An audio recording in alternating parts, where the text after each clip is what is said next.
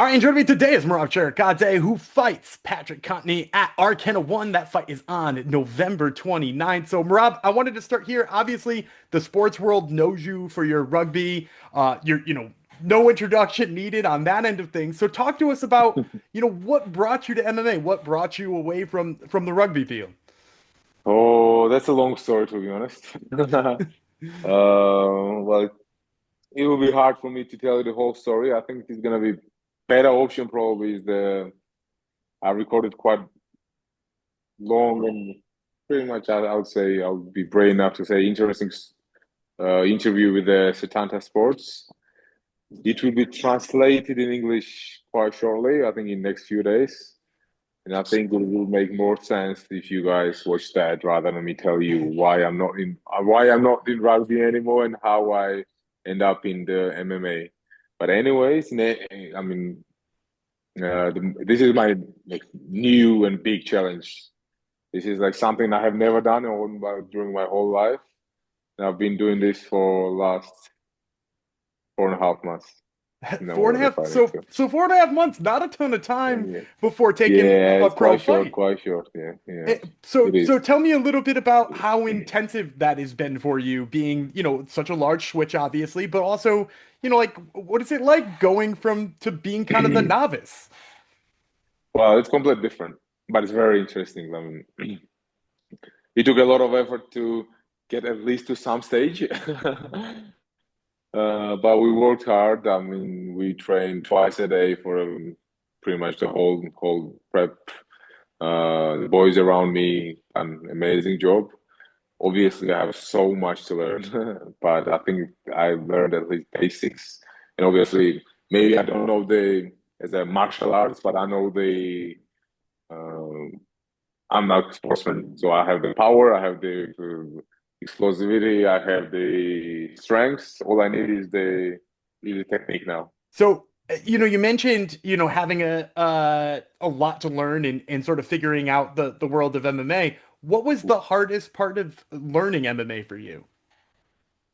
Well, I'd say the muscle has its memory. My muscle at this moment still probably, but it's changing a bit now. My muscles have the rugby memories. I need to learn the martial arts memories. So my all the reflexes and the reactions basically is there was are they what requires experience and time. You just cannot do it without it. Cannot make it. So that is the hardest part. You can learn theoretically, you can learn anything, obviously, but you need to your muscles and your brain need to get used to it. That's the hardest part.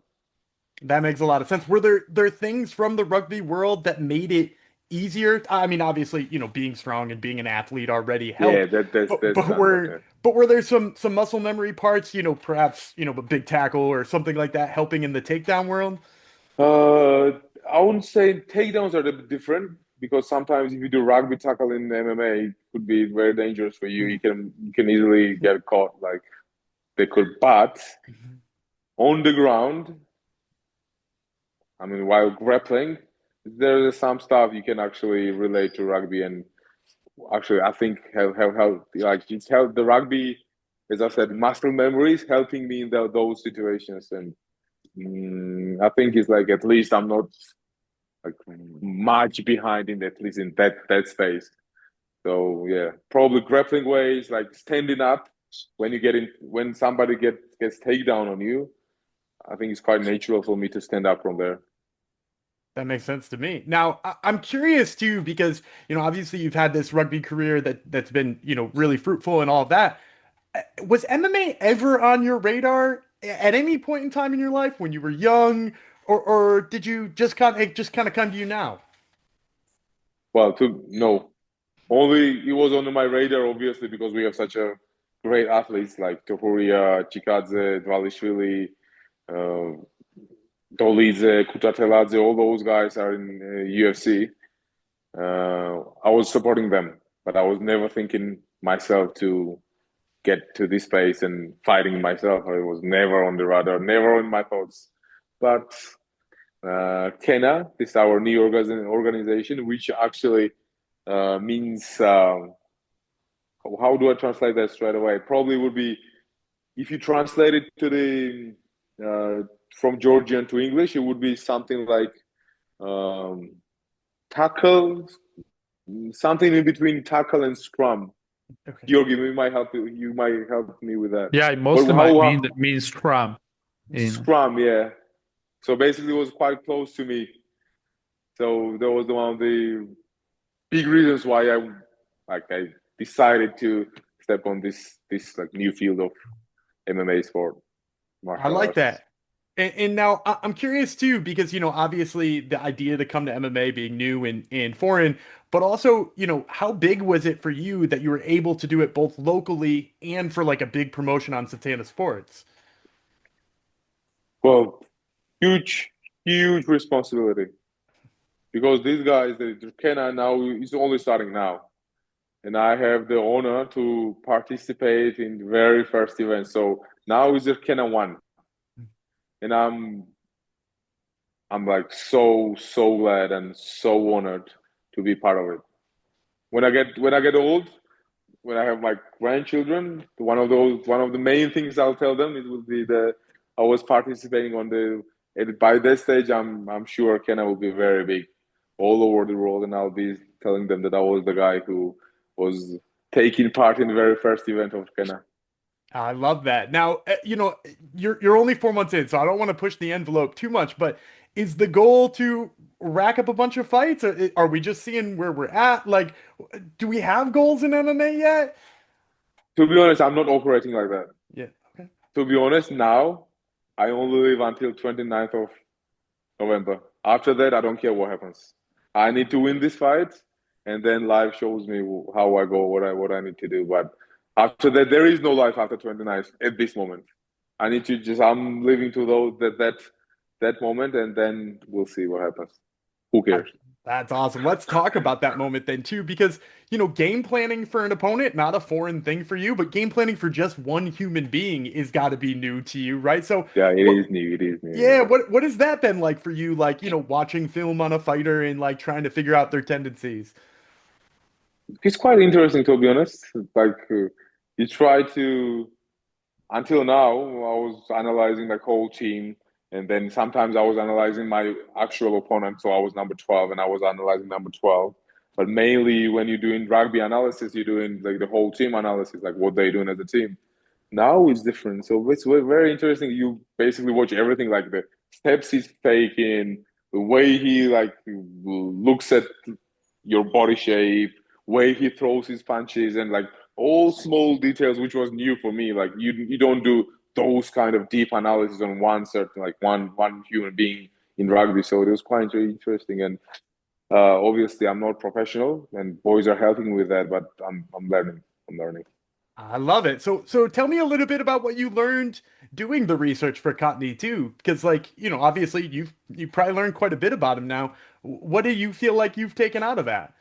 Well, I think it's better if it stays a secret. Ah.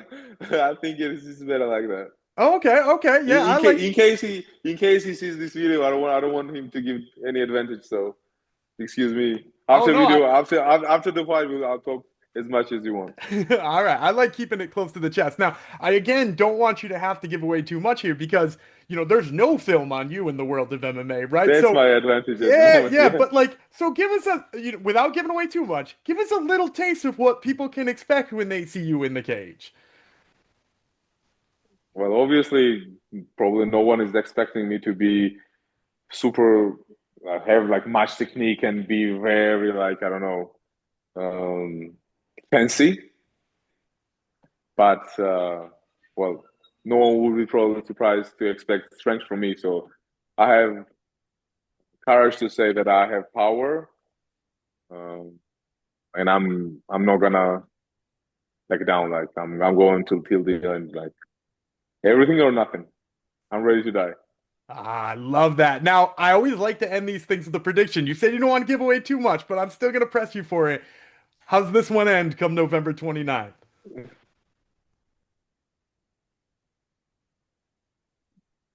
It's but getting a maybe bit stuck. Getting.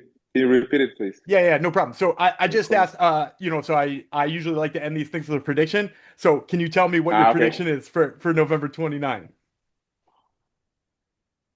Even in rugby, my prediction always was, and now it's gonna be the same.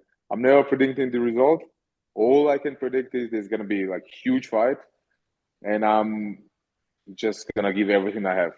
And then situation and I don't know, God decides what happens. But I can't promise you that I'm gonna win, but I can promise you that I'm gonna give everything. I'm gonna give my 100%. What happens then? And it takes itself. Like I mean, I can tell you anything. Like I'm always uh, feel uncomfortable even when I'm listening to the other people when they saying like that they're certain that they're gonna win. No one knows that. What happens if you lose then? Like so, I don't like to predict the. Mm, I mean, in this case, like fights. I mean, rugby cases, it was the score, but I can predict that I'm giving everything I got. Well, you heard it here first, folks. It's been Merab Sharikadze who fights Patryk Kontny. RKENA 1. Once again, that fight, November 29th. Merab, thank you so much for the time. I really appreciate it. Thanks for your attention, and we'll be back with a worldwide event with Kenna one day.